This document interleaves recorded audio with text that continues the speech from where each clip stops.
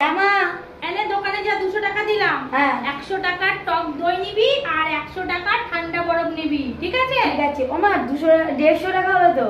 না না, 100 টাকার টক দই আর 100 টাকার ঠান্ডা বরফ। ঠিক আছে মা। দুটো মিলিয়ে কিন্তু 200 টাকা হবে। ঠিক আছে।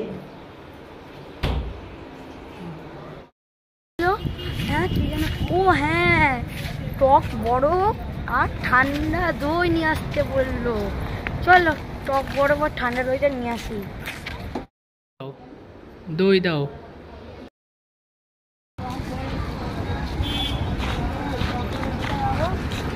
কিছু বলেই তো না কেউ। চলো দেখি টক বরফ কোথায় পাওয়া যায়।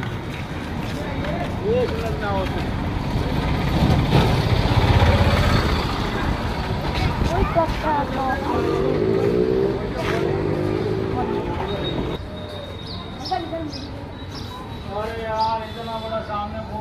কাকু তোমাদের এখানে টক বরফ পাওয়া যায়?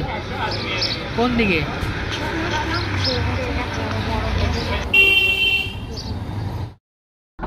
মাগো হ্যাঁ এই দেখো টক দই নিয়ে এসছি। হ্যাঁ, টক দই তো বলেছিলাম। আর বরফ? আর টক বরফ পাইনি কোথাও। টক বরফ কেন পাবি? ঠান্ডা বরফ বলেছি তোকে। বলছি তো টক বরফ পাইনি কোথাও। ঠান্ডা বরফ? হ্যাঁ। ও হ্যাঁ আমি ভুলেই গেছিলাম। ঠিক আছে আমি ফ্যাক্টরি থেকে টক বরফ নিয়ে আসছি। ফ্যাক্টরি যেখানে যাবি, দোকানে যা। দোকানে পাওয়া যায় না টক বরফ, ফ্যাক্টরিতেই পাওয়া যায়। চ, তোকে যেতে হবে না। আমি এই পাগল ছেলেকে নিয়ে কোথায় যাবো? চল।